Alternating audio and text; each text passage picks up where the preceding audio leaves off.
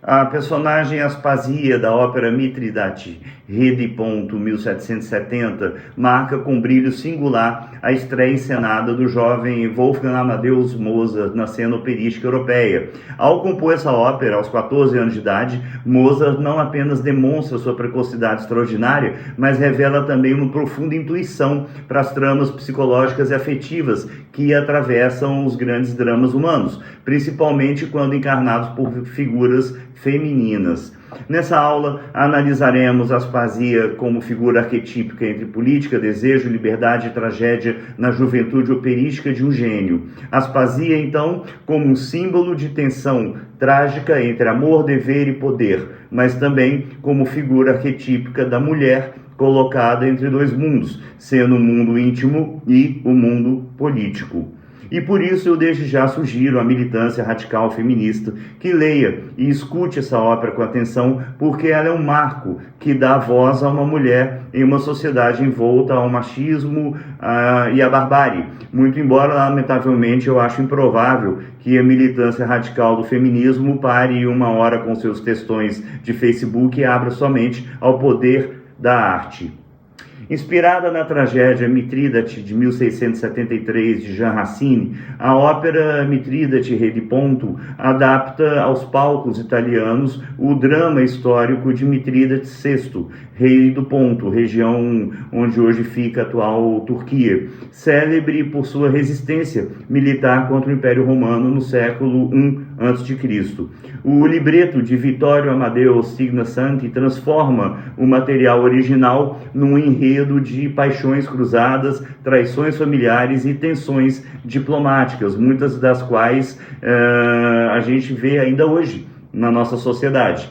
O enredo se passa em uma cidade à beira do Mar Negro e gira em torno de Aspasia, uma princesa grega prometida em casamento a Mitrídates, sendo que o rei inicialmente está ausente, dado como morto após um confronto violento com os romanos. Nesse ínterim, Aspasia encontra-se sob proteção de dois filhos do rei, Cifare, que a ama sinceramente, e Farnace, que, ambicioso e frio, tenta seduzi-la sempre à força. E a trama se complica quando o rei Mitrídates retorna inesperadamente vivo, saudável e desconfiado, e percebe que há algo entre Aspasia e Cifare. Ao mesmo tempo, Farnace conspira secretamente com os romanos para trair o próprio pai, no que é descoberto, porém, a posteriori perdoado. Mitrídates, então, desesperado com a deslealdade dos filhos e o amor de Aspasia por Cifare, ingere veneno e morre, deixando os dois jovens livres para se unirem legitimamente. Aspasia, nesse triângulo, representa a linha tênue entre a fidelidade política e o desejo individual. Notem que a sua presença é um catalisador da crise entre gerações, entre paixão e dever e entre autoridade e submissão. A sua condição de mulher estrangeira em meio a uma corte em guerra, prestes a se tornar rainha, remete, ainda que indiretamente, a Aspasia de Mileto, companheira de Péricles, cuja figura já simbolizava na antiguidade o feminino inteligente e politicamente influente, porém também vulnerável à desconfiança dos poderes instituídos. Embora jovem, Mozart não simplifica Aspasia como um mero objeto de disputa amorosa. Suas áreas, como Nel grave tormento e Paledombre, nos revelam uma personagem marcada por conflito interno e um senso agudo de responsabilidade moral. Ela ama Cifare, mas sabe que a sua união com o rei é uma aliança, sobretudo política. A tensão entre desejo e destino percorre cada uma de suas aparições vocais ao longo de todo o espetáculo. Diferentemente das heroínas da ópera bufa, que viriam depois com toda a sua vivacidade cômica, Aspasia pertence ao universo trágico. Ela não age por astúcia, mas por consciência. Suas decisões são motivadas pela necessidade de não desonrar a palavra dada, de não romper com a ordem política, mas sem sufocar a verdade do coração. Isso confere à personagem uma nobreza ética raríssima para uma mulher representada no palco operístico do século XVIII. A resolução do enredo, com o suicídio do rei e a libertação dos amantes, serve menos como um final feliz do que como uma redenção moral, só que pela dor. O amor de Aspasia e Cifare só pode se consumar à sombra de uma tragédia, como se a harmonia entre afeto e política fosse uma utopia que exige sangue. É impressionante notar como Mozart, ainda adolescente, já compõe Aspasia com uma complexidade emocional intensa. Suas áreas não são apenas adornos vocais, são momentos de revelação interior.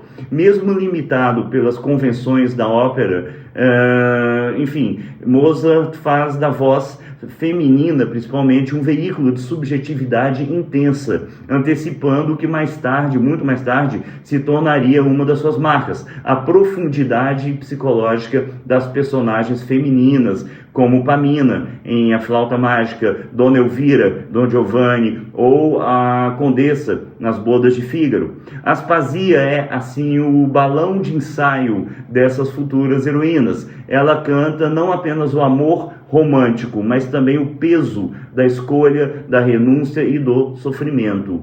Em sua musicalidade ouvimos o germe de um Mozart que compreende a alma humana por dentro e que vê no feminino um espelho privilegiado dessa condição, ao mesmo tempo trágica e sublime. Uma outra leitura possível é a compreensão de Aspasia como uma alegoria do corpo feminino como campo de disputa entre forças políticas. Ela está prometida a Mitrídates como parte de um pacto geoestratégico, por assim dizer, mas seus sentimentos a colocam em rota de colisão com esse destino. Os filhos de Mitrídates desejam-na não apenas por paixão, mas como forma de usurpar, consciente ou inconscientemente, o lugar do pai. E assim, Aspasia torna-se o símbolo de um reino em disputa, e sua autonomia está constantemente ameaçada pela lógica patriarcal da sucessão e da conquista. No entanto, ela resiste. Recusa Farnace, enfrenta a cólera de Mitrídates e escolhe Cifare, não como um golpe contra o poder estabelecido, mas como uma afirmação de verdade emocional. Essa resistência silenciosa, sem revolta aberta, mas com firmeza interior, faz dela uma figura de força discreta, muito mais voltada à ética do que à política, mas não menos transformadora. E então, gente, concluindo, Aspasia, como primeira grande personagem feminina da obra encenada de Mozart, é mais do que um papel operístico. Ela é um prenúncio de um novo humanismo musical, um humanismo em que as emoções femininas não são caricaturas, mas manifestações legítimas de conflito moral e profundidade existencial. Ao dar-lhe música, Mozart não apenas a anima, ele a escuta. E é essa escuta sensível que fará de sua obra posterior um território tão radicalmente moderno, onde mulheres falam, sofrem, pensam, amam e escolhem. Aspasia é, nesse sentido, um dos primeiros ecos dessa revolução silenciosa.